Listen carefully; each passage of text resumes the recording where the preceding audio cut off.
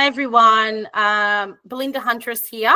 I'll introduce myself in a little minute, but firstly, as is cultural protocol, I want to begin this session with an acknowledgement of country. Aboriginal and Torres Strait Islander peoples are the oldest continuous culture on earth, having walked this land for at least 60,000 years. Twinkl acknowledges and pays respect to the past, present and emerging traditional custodians and elders of Australia, as well as a continuation of cultural, spiritual and educational practices of Aboriginal and Torres Strait Islander peoples. So I want to quickly begin with just discussing an overview of what we'll be talking about tonight. So this session is called Learning from the Past, Teaching for the Future. Firstly, we're going to begin by introducing myself and Michael and our role here at Twinkl. We'll be discussing our reconciliation initiatives and resource creation process. We'll be talking about the benefits of how shared histories can create a more inclusive educational experience for everybody, and then some practical ideas on translating reconciliation into action in the classroom. So just very briefly, a little bit about myself. As I mentioned, my name is Belinda Huntress. I was born and raised in Warramai country on the mid-north coast of New South Wales, and I'm not sure whereabouts in the world everyone is joining us from, but if you're not aware of where that is, it's about 4 hours north of Sydney. So I actually grew up in a really small country town called Gloucester, and which I may have just mentioned. It's a population of about 2,000 people. We're from the traditional lands of the Warramai people, and so I'm part of that nation. Our territory, I guess, spans from the Hunter River in the south, the Pacific Ocean to the east, the Menning River, which is near Taree in the north, and past the Barrington Tops of the west. So it was an interesting place to grow up as an Aboriginal person. It's got a very interesting and somewhat dark history where I'm from.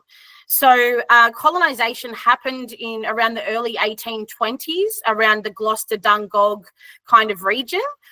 Within 15 years, the Aboriginal population was decimated by 50%. So within 15 years of European colonisation, Warramai people were drastically being affected by diseases such as smallpox, and obviously our people didn't have resistance to those introduced diseases at the time.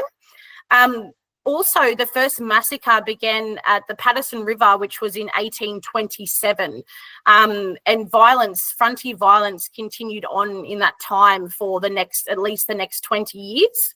Generally what was happening in this area, and sorry guys, just to go straight into the heavy hitting stuff, but I think it's important because really what we're talking about is reconciliation, and part of that is unpacking, well, what is the truth of our history, and what is the truth of our shared history together. So after this started to occur, what was happening was there was violent attacks happening from both sides, and generally it was because of a lack of resources that Aboriginal people, as the colonisers came in and started clearing land for farming and agriculture, our people weren't able to hunt and gather food in the same way that they had been for tens of thousands of years. And so then Aboriginal people, Warramai people, started spearing livestock, and that's what generally was kicking off what we would call the frontier wars, which is those initial early days of colonisation and the violence that happened between those two different groups. Interestingly, though, as I've been kind of, through my own oral history and knowledge and family connection, as well as some research I've done in preparation for this event, there's always in this story, even where I'm from, all around Australia, while these terrible things were happening, there were allies with us from the very beginning. So along the times that all these things were happening to the Warramai people, there were allies working with them the entire time, supporting them, standing up for their rights, in some cases hiding them, different things like that were happening. However, a new act came in 1857, sorry, I'm just making sure I've got that right on my notes, called the Vagrancy Act, and that meant that it was then illegal for Aboriginal people and non-Aboriginal people to live together. And that was, I guess, important because at this time there started to be mixed relationships and things like that between Europeans and Warramai people as well. So that then became illegal for the mixed races to be kind of associating with each other. They then established later on in the 1800s, in 1884, where I come from, a small town outside of Gloucester called Barrington, had a mission that was established, and a mission was essentially a place where Aboriginal people were forced to live, and they were Christianized. So they were taught English, learnt to read and write. They were also converted to Christianity. And so the teachers of the mission schools were nuns or missionaries. And so they were obviously given a substandard education as well. After this time, though, where I come from, there was a period of time where the children that were lived on the mission were allowed to go and attend the local school, which is called Barrington Public School. And then they were allowed there for a certain period of time. And then actually an act came in called the Exclusion on Demand Policy, which started in 1902. And actually in 1903, Aboriginal children from that school were actually removed. So what started happening was, as Aboriginal people started interacting more with non-Aboriginal people, there was complaints made by the non-Aboriginal parents, which resulted in the expulsion of Aboriginal children, all Aboriginal children from that school. And so what we find is that as we're continuing to go through this journey, that those children that were removed and that were a part of the Exclusion on Demand policy often left school in year 3, year 4, year 5, and have since become, grown-ups and then parents and then grandparents and then great-grandparents. But that what we're seeing is, I guess, that intergenerational lack of literacy and illiteracy for a lot of our people. So I guess moving on from there, in the, around that time of 1918, Aboriginal people where I'm from began to really get displaced. So obviously food sources were changing and decimated. The interactions between both groups were, there was still lots of barriers in place. And so a lot of our people, I suppose, were then kind of pushed to the fringes of town, and also kind of had to move away and were put onto different missions and things like that as well. I think, for me, what's interesting, if you were, a lot of the people in the town that I'm from in Gloucester would actually have no idea about any of the things that I just mentioned. And I suppose from my own upbringing there, I would say that there's almost a whitewashing of our shared history. So, certainly when I went to school, and I've got a photo of me down the bottom, that's me in the bottom left. I think I was in about year 5, and this is probably about the time that I started experiencing a lot of racism towards, I guess just being different. I was, at this point in time, Warramai people were still living there. We've obviously always lived there. But I guess what was happening was, over time, people are intermarrying. I've got a picture of my mum here with me at the beach at Foster, but I also have a non-Aboriginal dad as well. So there's lots of intermarrying and mixed relationships and things happening. So even though there's a lot of us that have that ancestry, what that looks like today or when I was a child is that, Aboriginal people look of very different skin tones and body shapes and hair colours and eye colours and all those sorts of things. Growing up around that time, and I was born in the mid-80s, 1980s, obviously, was that, because of our history in that area, our grandparents and our parents were essentially growing up with very small snippets of culture. And essentially the idea of the missions being implemented and it essentially was assimilation, and it was essentially trying to strip Aboriginal people of our cultural identity. And so, for me growing up at this kind of age, in the photo that I've got down the bottom there, it was such a hard time because, not only did I have that disconnection from culture, but there was also nothing, I guess, in the media. Obviously, this is a time before, before social media and all those sorts of things. So, we weren't learning about Aboriginal people at school. I don't really remember anything from my educational experience, at least in primary school, about Aboriginal people. And generally when I started becoming the target of like bullying because I was Aboriginal, I didn't have anything to kind of feel proud about to back that up because, I didn't have access to a whole bunch of, positive, really strong Aboriginal role models, or things that I could see in the media that kind of reflected people that looked like me. And essentially it resulted in me wanting to be white, which, is kind of crazy now. But I actually said to my mum at this age, I went home and I asked her if I could have my skin color changed like Michael Jackson, was actually what I asked for to happen. So it was a super tough time. But I suppose, like, for me, it's one of those super important moments that I kind of needed to happen, because if that didn't happen, I probably wouldn't have developed this fire to want to be able to make change and impact people and help other Aboriginal kids that had been through the same thing that I'd been through. Even though I was the first person in my family to go to university, and even though I was super homesick and I had to move away to a big city, which is Newcastle, which is probably not that big compared to a lot of other cities in Australia, but for me, it was a really big challenge. But that kind of set that fire in my belly of, okay, I can make a change. I can help kids. I can help them to understand. I know what it's like to be them in some ways, and so that really kind of empowered me to start affecting change, and certainly helped me to re-strengthen my cultural identity. Where I'm from, we haven't spoke language in more than 100 years. And now our community has been relearning Gatang for a couple of years now. We're reclaiming cultural practices like weaving and spear making for the men and all those kinds of things as well. So there's a lot of really, really amazing things that are happening now. And I suppose I've just kind of went really far back before I've got to my next part of the story. I've been working now in Aboriginal education for probably a bit more than 15 years. And what I really love, I've been to university. I'm currently working as an Aboriginal education teacher at Woy Woy Public School, a great little school on the central coast of New South Wales.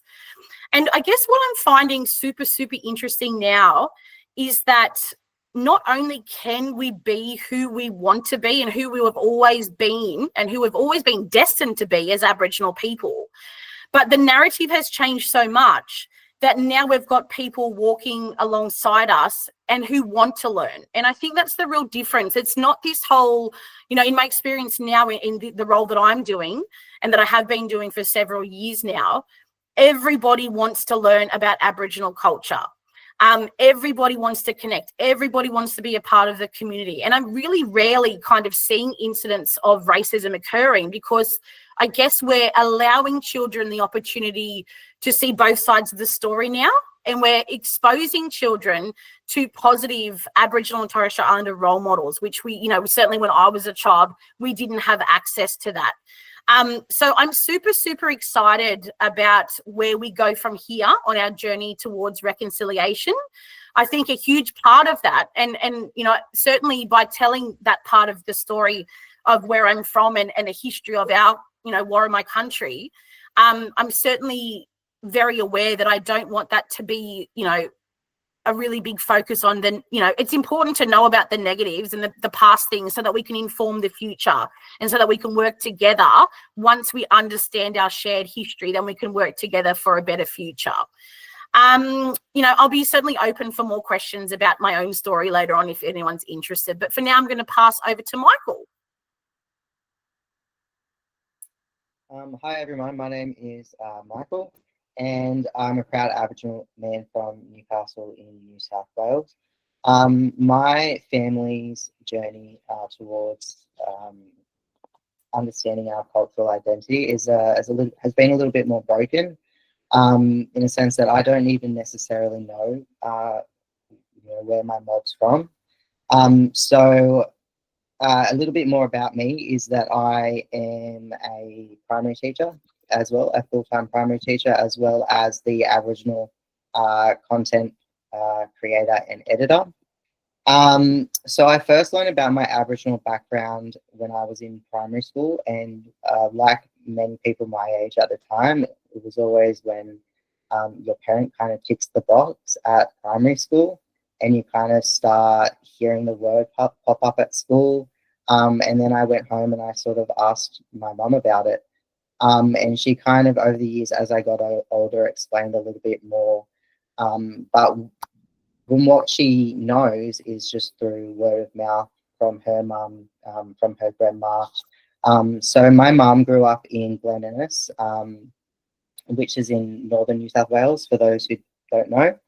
And I visit Glenennis every year because she is one of 9 children. So I have lots of aunties and uncles and cousins, and they all still live there. So we always go and visit.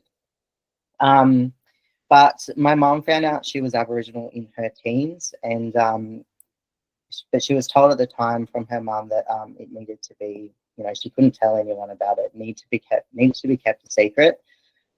She even told me that her mum would wear like a lighter powder on her face to try and kind of cover the color of her skin, because at the time it was obviously very frowned upon to be Aboriginal. But yeah, so she learnt that my great grandmother was born in a station in St George in Queensland, to an Aboriginal woman and the station manager. We don't know. We've kind of been trying to connect the dots. We only have found a death certificate for her. We haven't found any other information relating to her. We learnt her name was Rose, but we're almost certain that might not have even potentially been her name. But she basically escaped the station that she was born in. And she walked from St George in Queensland, which is central Queensland, to Glenennis in New South Wales. So that's about a 6-hour drive, I believe. So it's a really long walk. And she met my great grandfather along the way, and they pretty much assimilated to Western culture, and just, yeah, it was very much a kept secret.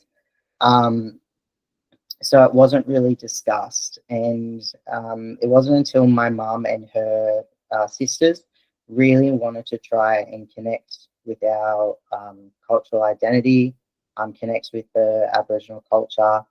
And so they, did what most people do these days and get on the internet, get on ancestry.com. But yeah, they were met with a lot of dead ends. So yeah, we haven't really been able to discover, like I said, where our mob's from. But that hasn't stopped our family from still exploring our culture. When I was in primary school, my mum, she went on a journey and became the vice president of our regional AECG, which is the Aboriginal Education Consultative Group. And I got to connect with lots of people within the community through that. And it was really inspiring. My sister as well, she works at the Wallatuka Institute in Newcastle.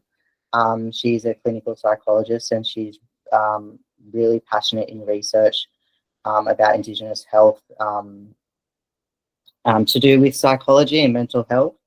And she's a bit older than me. She's in that picture with her two young ones there. So she really inspired me as well. And having both of them in my family and my other family members go down that path of exploring our Aboriginal culture really inspired me to do the same. So I'm really passionate about Aboriginal education.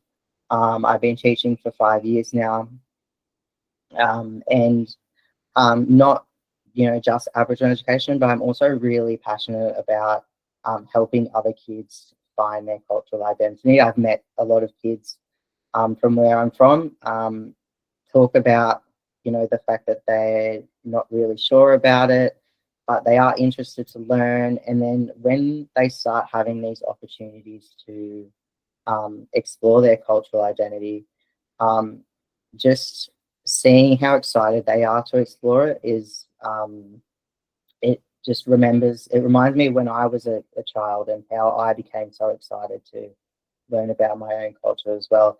And despite hearing hearing the racial stereotypes and hearing all the racism surrounding Aboriginal and Torres Strait Islander people, in those moments where I could explore my cultural identity, I still had that real sense of pride to, really own who I was. So yeah, I'm now, actually, I just finished my last essay yesterday for my Masters of Indigenous Education at Macquarie University. And, you'll hear a little bit more about this later on, but, even though I come from an Aboriginal background, I always, I'm not an expert, I always say, so I'm always trying to learn as much as I possibly can as well. And even as a teacher, I'm always committed to professional learning in Aboriginal education, because I think there's always, room to learn more in this area. And yeah, I enjoy playing music and creating Aboriginal arts. And yeah, there's my cute little niece and nephew, who I adore, and they're very much, exploring their own cultural identity at the moment, and it's exciting to see them go through the process of exploring that as well. So yeah, I'll pass it back over to Belinda, and she can get started talking about the reconciliation dimensions and some of the other things we're doing at Twinkl. Thank you, Michael, and certainly thank you for, just skipping across there. What I've taken from your story, and even though I've been working with you for some time, we haven't really shared the depths of our story. So I've certainly taken, the strength, the resilience, and the overcoming challenges that's clearly a part of your lineage. So amazing stuff, some really powerful moments of that shared history there. So we wanted to next talk about our process that Twinkl Australia has been taking in terms of our creation of Aboriginal and Torres Strait Islander resources. I really want to start by explaining, we've got this saying now that we're with Twinkl that we're really kind of using a lot in terms of our journey towards reconciliation. And it is, when you know better, you do better. And certainly when I really want to be transparent in this. So when I first began working with Twinkl about 18 months ago, 2 years ago, I was quite interested to see how I could affect some changes, because I'd seen some of the Aboriginal Twinkl resources, and I kind of thought, well, these need some work. There's some really inaccurate things happening here. And so we acknowledge that Twinkl Australia has certainly conducted some past practices that would not be in alignment of what we would be considered to be best practice in terms of the creation of Aboriginal resources in any way, shape or form. And that's why when you know better, you do better. So that's what we're kind of aiming to do. The first step of when I began in this particular role as the Aboriginal content advisor was to develop a really extensive document that we've called the Twinkl Guide to Aboriginal and Torres Strait Islander related content. And this is for everybody that works at Twinkl Australia to become familiar with and to have it as a really hands-on document. So in this document, we're talking about cultural protocols, terminology, illustrations depicting diversity, many different aspects, cultural protocols around the use of photographs when people have passed away, lots and lots of different areas that are super important if we're going to be following that best practice and working towards reconciliation. The next step of that was that we've undertaken, and we're still undertaking, Michael and I, a resource audit. So that meant that we are literally trawling through, and as you guys would know, we have tens of thousands of resources on the Twinkl website. So we've actually gone through literally every single resource, Aboriginal and Torres Strait Islander content related resource. You'll have to bear with us on that though, because we've had to update about 3,000 resources. And as you can imagine, Michael and I are two people, and so we're still auditing a lot of those resources. Another step that came with that process is that we started to realise that the illustrations that Twinkl Australia had were not representative of the diversity of Aboriginal people, and not only that, in some cases were perpetuating negative stereotypes about Aboriginal people. So we've actually been working, I'm going to show you guys in the next slide as some examples of where we're kind of going with that. Because what's interesting is that actually most Aboriginal people now live in big cities. So most Aboriginal people are living in urban areas. Sydney and Western Sydney actually has the highest population of Aboriginal people in Australia.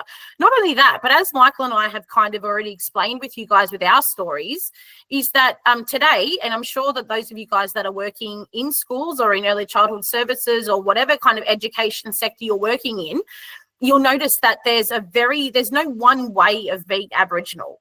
You know, Aboriginal people can have blonde hair, can have red hair, can have white skin, can have brown skin, can have black skin, can have curly hair, can have straight hair, you know, and so we really want our resources and our illustrations to be depicting that so that Aboriginal children can see themselves represented in the way that we didn't see ourselves represented when we were children.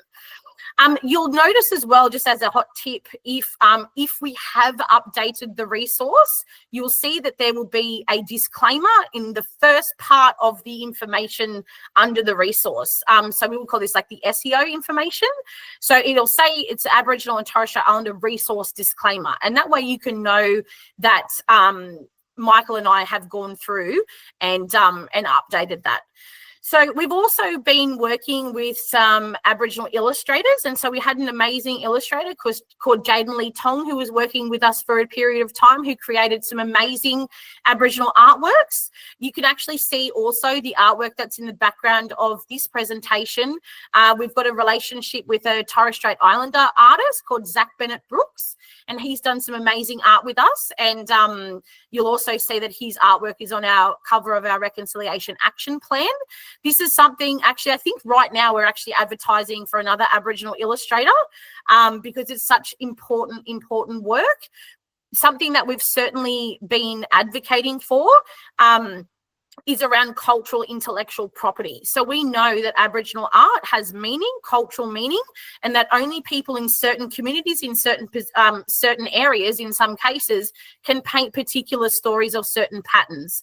So as we've talked about, when you know better, you do better. These are things that we've incorporated from now. Well, actually from some time ago, but it's something that everything that we're doing from now on is following these processes. Certainly, as we have a really big team of content writers, so Michael and I are working with content writers in the development of Aboriginal resources. But what we're really advocating for also is that we're using reputable sources when we're creating these resources. So, for example, if there's a story about, I don't know, for example, the Battle of Parramatta, or there's something about a particular event or a particular place or anything like that, we need to make sure that the resources that we're using to compile our data and our resources are presented in a way that shows a balanced view that does not favour a particular side. It presents the facts, that we create resources based on those facts, and then it allows students to develop critical thinking, to analyse that information and make their own judgment. So that's something that we've been working, Michael and I have been working with the Twinkl Australia team to be ensuring that we're looking at, well, what are those reputable sources to gain this information? Certainly something that we are really focused on also is around mutually beneficial consultation with Aboriginal people. So what in the past, Twinkl has had resources specific to different areas and has not always consulted with Aboriginal people in the development of those resources. This is something that is no longer happening. It is an essential practice that we are undertaking, that any resource that is created in the development of a particular language group, a particular site that discusses particular areas or things like that, that includes consultation with Aboriginal people. We're also, you know, even though people in the public domain, for example, famous people and things like that, Aboriginal people, we're still reaching out to those people to gain consent for the use of, you know, to be able to collaborate on that. Now, when I'm talking about mutually beneficial, we want to make sure that that process is of benefit. So that, because we know that Aboriginal people historically have not been compensated for their cultural knowledge and lots of things like that. So we're making sure that, for example, we created a resource for Aboriginal Children's Day last year. We had a lot of Aboriginal families reach out to us, well, that I was already connected with, and that reached out to us that wanted to be a part of it. And we certainly were making sure, for example, that that the children have access to that resource, their school has access to that resource, and that they can keep that resource forever. And there's no cost for that particular resource. So that's a really big part of this as well. I've already spoken about this, but just diversifying representation of Aboriginal and Torres Strait Islander people, you know, that we can live in cities, we can go to university, we can live in deserts, lots of different contexts. You'll start seeing our resources looking in that manner. I want to just show you an example of some examples of the illustration audit that we're doing. So you'll see down the bottom here, we had a bit of a yarn before we jumped on tonight whether or not we should show this, because I think it really shows how tokenistic essentially the journey with Twinkl Australia began in terms of understanding and knowledge about Aboriginal and Torres Strait Islander culture. But I think we wanted to show it because an important part about our reconciliation process is being transparent and being honest and being truthful about our own shared history in terms of a company. So recently we've developed this particular new resource in the middle, which is, if I'd been able to show you guys the prior version of this, essentially it was Aboriginal people, but it was, they were westernized, if that makes sense. So they had, you know, different, like just generic facial features with different skin tones. But we know that although Aboriginal people all look different, there's some kind of certain characteristics that, you know, for example, like a broader nose, that a lot of our mob, we can tell, you know, by someone's Aboriginal person, you know, we've got the same sort of broader nose structure, for example. And so we're trying to look at, you know, how can we change these illustrations to actually accurately represent Aboriginal people. So that's just an example of one of the audits that we're doing. So we are working quite hard in that background information. In terms of the broader reconciliation initiatives that Twinkl is undertaking, we've just recently actually published our first reconciliation action plan, and so that's called the Reflect RAP. We have a really committed RAP working party, and we meet for half an hour once a fortnight, every single fortnight, to talk about deliverables and to talk about, you know, the direction of our RAP and where we're going with that. And, you know, the thing that I really love about, I've been involved in lots of different RAPs, but the thing I love about our particular RAP working party is that we, it's something that's shared amongst the group. I've been involved in other RAPs where I get stuck as the Aboriginal person doing all the RAP. And that's not the case with Twinkl. The case is that we all are sharing this, we're all taking initiative, and we're all working really hard on this together. So, you know, the RAP gives us lots of different things that we need to be covering and lots of different things that we need to be working towards. We've actually just recently started a second RAP. So we're super, super committed to continuing on our reconciliation journey. Something we've recently also started is that we have paid leave for Twinkl teams to attend Reconciliation Week events in their community. And we think that's really important to provide opportunities, especially for our non-Aboriginal team, to be able to be connecting with and making connections with Aboriginal and Torres Strait Islander community as well. We have also reached out last year and received a lot of responses for our Twinkl Aboriginal and Torres Strait Islander Schools Collaborations project.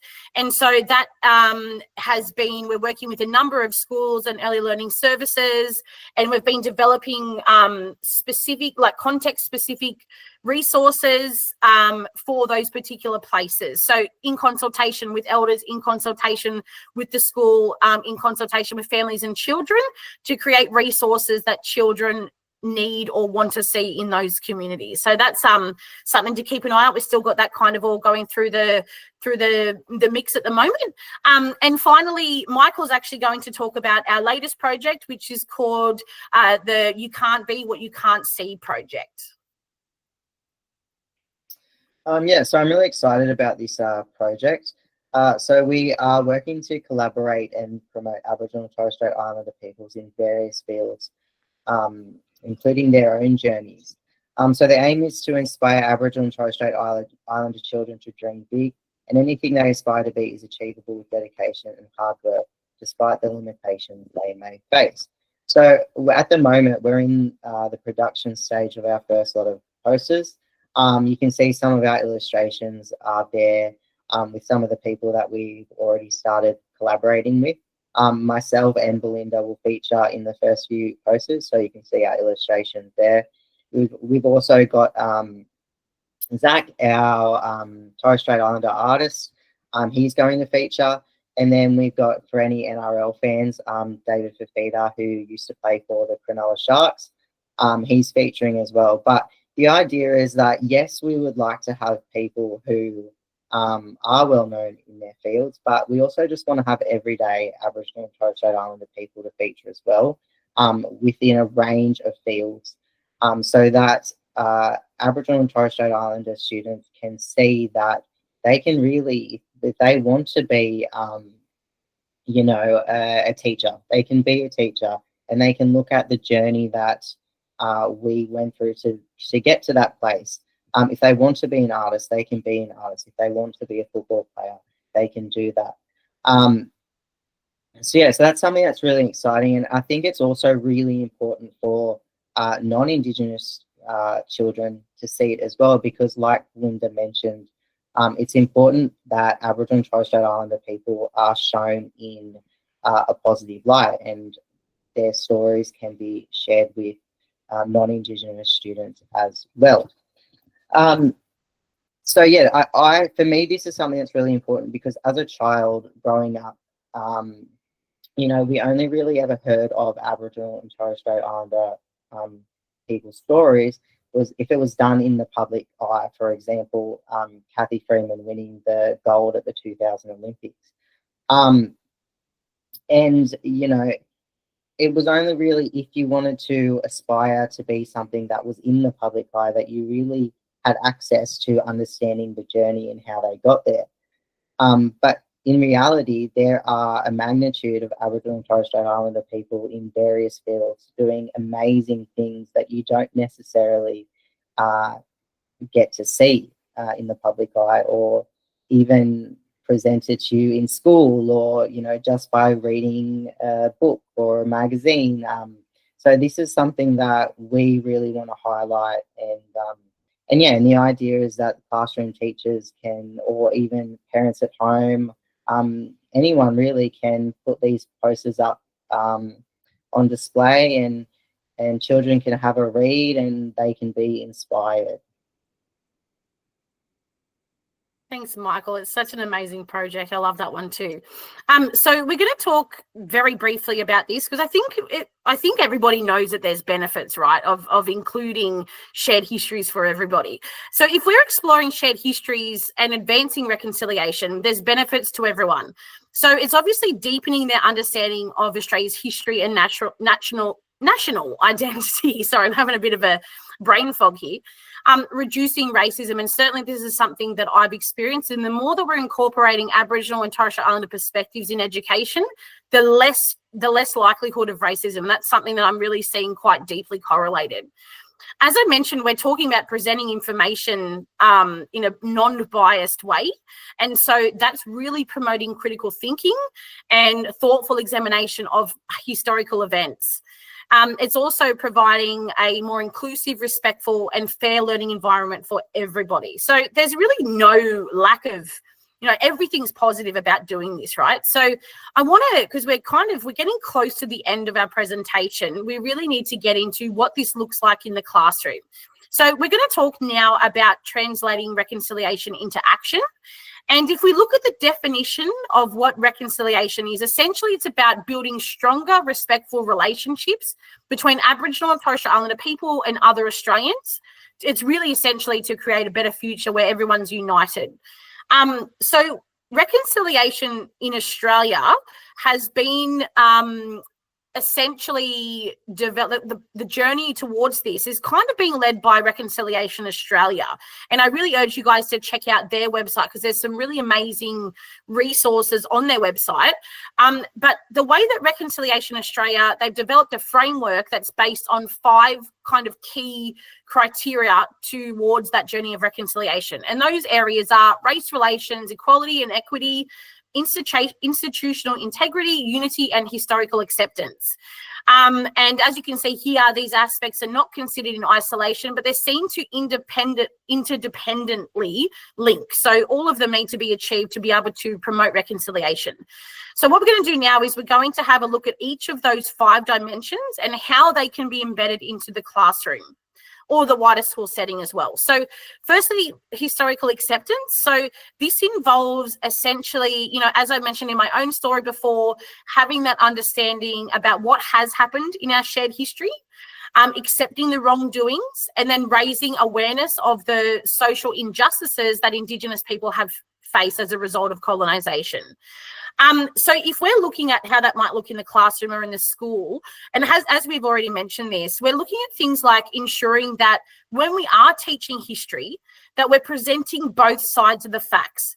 I couldn't tell you how many classrooms I've been in and we're learning about, for example, the first fleet. We're learning about that first colonisation, but very rarely am I still seeing today that teachers are including, well, what were Aboriginal people doing at that time? We know the first fleet is a super, super important story to tell because it's a very, very important part of our shared history.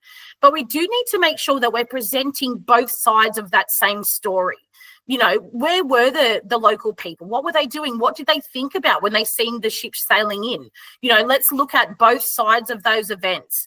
We also want to think about the type of language that we're using.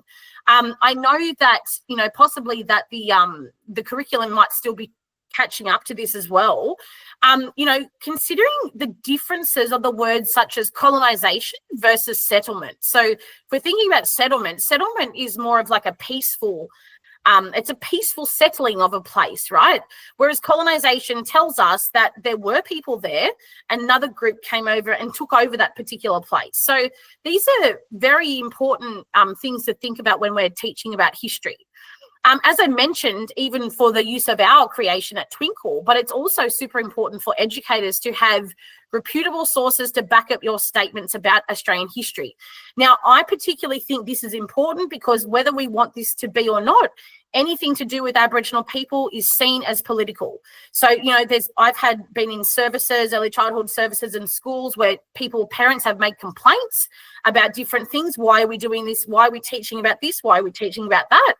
And even for my own particular safety, I think it's important, as well as making sure that, because we have a very privileged position as educators to be passing on knowledge to children, we need to make sure it's accurate. And so what I'm recommending is that you need to make sure that you do your homework. Are these reputable sources? Things like, I guess, things like the diary of the early explorers can't be disputed because it's their actual first-hand account. So I always ensure that I've got sources that tell me historical truths about what happened. And these would be things like, I guess, university or government documents, different things like that can tell us that they're reputable, state libraries, different things like that. I also think it's vital that as educators, we consider our own biases and our own positionality when we're teaching Australian history.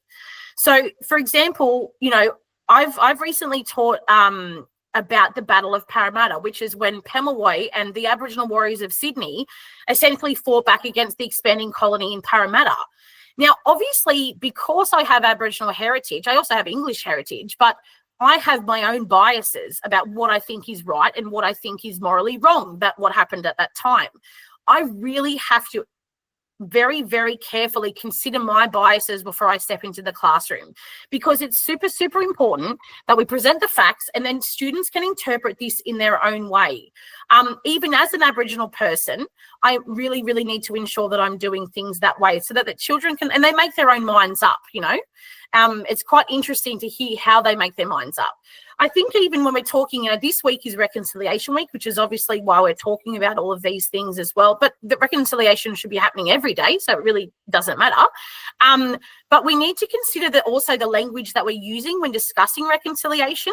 So sometimes, I'll go into a school and there'll be things like, I'll come and join our reconciliation celebration and things like that. But, for Aboriginal and Torres Strait Islander people, it can be a very, very difficult week. And I know certainly even sharing my own story tonight and Michael's story, which is quite heart-wrenching, it can be a very, very sensitive week. So, I would prefer to use the term commemoration rather than celebration, because it's a moment to reflect. It's a time to come together, and it's a time to learn from our past mistakes. So now we move on to race relations. And this is essentially about strengthening relationships between Aboriginal people and non-Aboriginal people, while acknowledging that we play a crucial role. I guess this is Twinkl specific, that educators can ensure that our resources are culturally safe. If you guys, from a classroom perspective, this would be that you're using resources that are developed by or in consultation with Aboriginal and Torres Strait Islander people. This is super important when we are presenting Aboriginal perspectives. So often if you are finding a book, for example, you'll see that in the front of the book, it might have this person is from such and such nation, this person, belongs to this particular Aboriginal community. And so that way that you are, because I guess like historically, it's quite well known that Aboriginal people are amongst the most researched on earth. And so often that research was biased, and that research was had attitudes that were relevant to those particular timeframes. So, we want to make sure, I guess that brings me on to the next point, that we are looking at stories that promote positive stories of Indigenous people with a positive attitude. And so I do urge you guys, when you are looking at books or when you are looking at video clips and things like that, I guess there's just some key things that you want to look at. Like, are Aboriginal people involved in the creation of this story? Does it depict Aboriginal and Torres Strait Islander people appropriately? Does it stereotype them? Does it represent the diversity of Aboriginal and Torres Strait Islander people? These are some things that you could be thinking about. And I know it probably seems like it's just another thing to do, but the more and more that you do this, it will just become second nature, and you won't even, it'll just be unconscious at a certain point, as the more and more that you keep engaging with that. We want to provide also opportunities for all students to be able to engage with local Aboriginal and Torres Strait Islander people. This is vital so that everybody can learn. I've run some cultural groups in the schools that I've worked at, and I've found that really all the children in the school want to be a part of those cultural groups. So then we had to think about, well, how can we provide those opportunities for all children to be able to be involved in certain, some of our sessions would be just for the Indigenous students, and then others would be that they could bring a friend, or, we had like the whole school list, so making sure that every single student in the school got to come to our cultural club at least once during the year, because I think that helps break down all of those things. And as we know, the more we're educated about something, the less ignorant we're going to be, because we start to understand and we start to find similarities and we start to connect. Something that I've found really impactful that I've used, and I'd love you guys to see whether this might fit for you as well, is undertaking a reconciliation survey for your school to find out where your school is at on their journey towards reconciliation. So essentially what I did was I looked at the Reconciliation Australia Barometer. I adapted the questions from their survey, which they surveyed grown-ups from Australian society, and I adapted them to be child-friendly, and then interviewed students in stage 3 about what their thoughts were about reconciliation. And they're all questions to do with race relations, institutional integrity, all of the 5 dimensions that we're talking about tonight. And so what I found super interesting when I compared that data to the Australian Reconciliation Barometer is that our school was miles above the grown-ups in Australia, because we are working so hard at promoting reconciliation. So I certainly do urge you guys to do something similar. We've also surveyed our parents and our teachers to find out, are we on the same page? Do we need to do more education for particular groups such as parents at our school, or do we need to do it more for the teachers? So it's a super interesting one to engage with. Michael, I'm going to hand back to you. So now I'm going to talk about equality and equity. This dimension focuses on the importance of Aboriginal and Torres Strait Islander people maintaining equal opportunities and their unique rights being respected and upheld. So From a classroom perspective and a school environment perspective, teachers can create inviting spaces for Aboriginal and Torres Strait Islander students and families to share their cultural knowledge with the class when their knowledge is where their knowledge is appreciated and valued. I understand that schools can have their relationships with the Aboriginal and Torres Strait Islander community can look very different depending on, where they are. Some schools don't have any Aboriginal and Torres Strait Islander families at their school. Some schools have a high population. But what I see more often these days is, people are reaching out to the Aboriginal families for events like NAIDOC and Reconciliation Week. And that might be the only time that family, has been invited to do that all year. In Aboriginal culture, we really value strong relationships, and we really value, feeling that the knowledge that we have is respected. So to just reach out on those events is great, but you need to continue that relationship and continue seeking their knowledge, and make sure that they feel that their knowledge is valued, not on just for those special occasions, because then it feels a little bit tokenistic and a little bit like it's a one-way street in terms of wanting something from them. If you are one of those schools where you don't have those relationships with community, it's really hard, or you just simply don't have students and families, Aboriginal and Torres Strait Islander students and families at your school. There are so many services these days and businesses that do offer cultural experiences, whether it be incursions, excursions, even professional development for teachers. Of course, nothing is free, and it shouldn't be free. But at my school, what we do is when we're going through the budget each year, we're really making sure that we are allocating funds to have those, certain incursion, excursion experiences as well.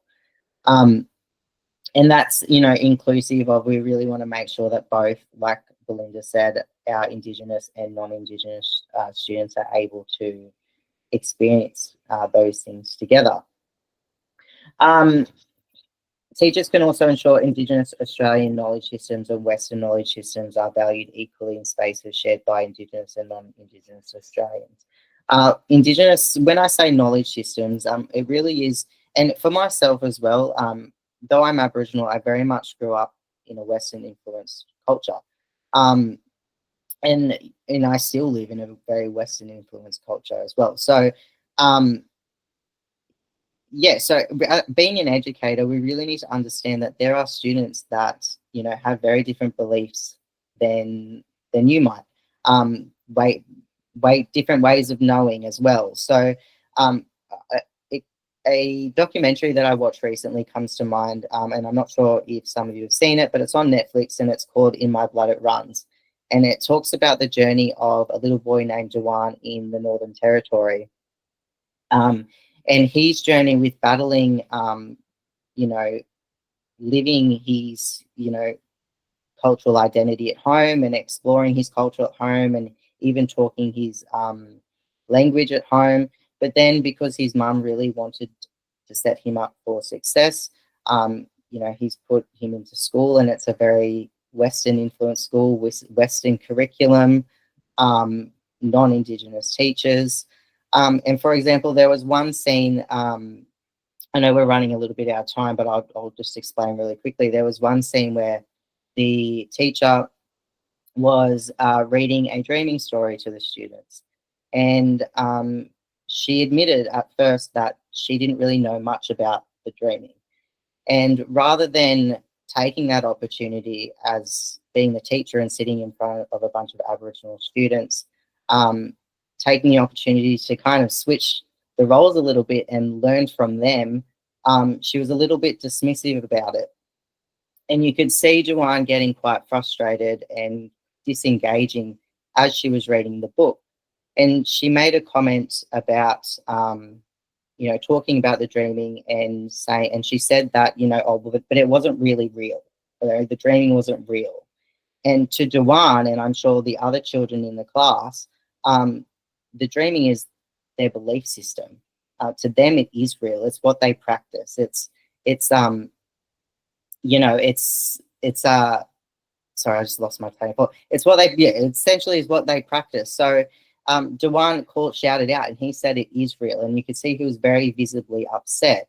And I'm sure it was just kind of a flippant comment made by the teacher, but we really need to have that mutual respect for not only our own beliefs, but the fact that, you know, Indigenous Australians have their own beliefs too, and we need to value both of them equally.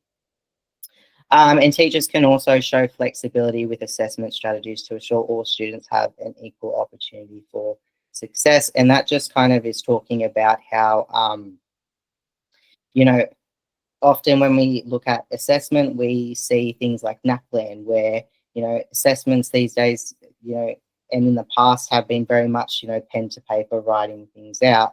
And that not just for non-Indigenous students, but also for sorry, not just for Indigenous students, but also for non-Indigenous students, that's not necessarily the best way to assess their learning. So really drawing on from different ways that you can assess, whether it be modelling, whether it be verbalising.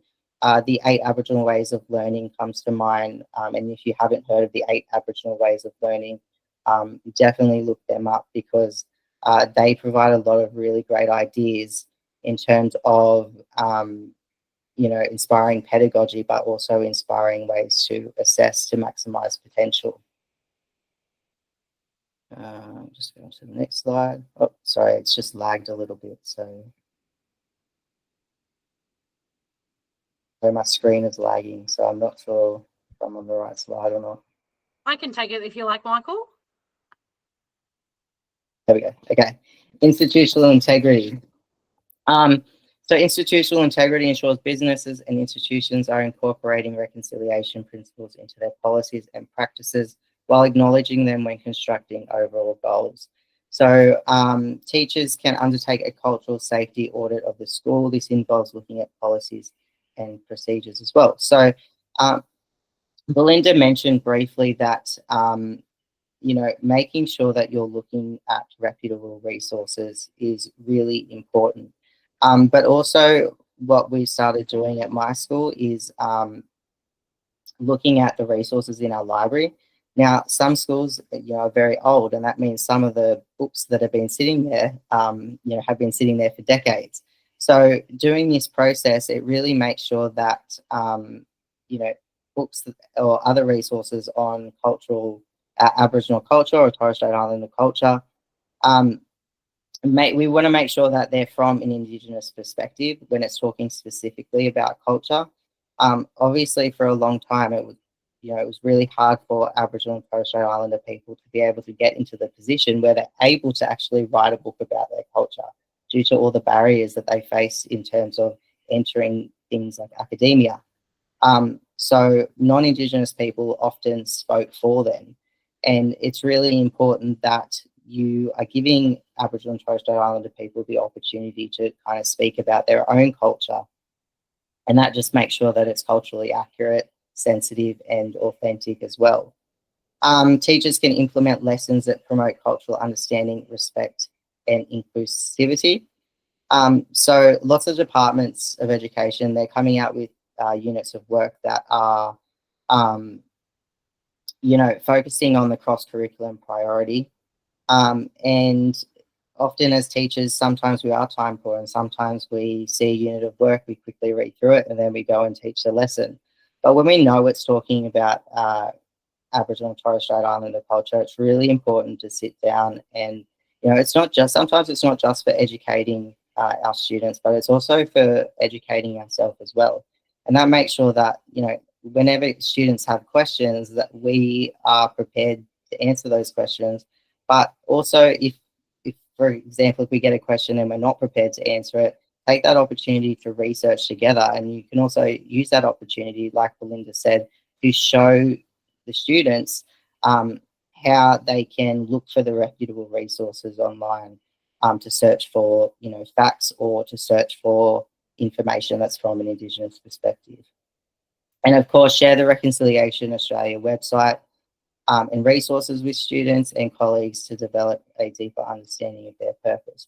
You can also go onto the Reconciliation Australia website, and you can actually see other reconciliation action plans, and you can get some, inspiration into changing policies and looking at your own school's practices and things that you can change or improve there as well.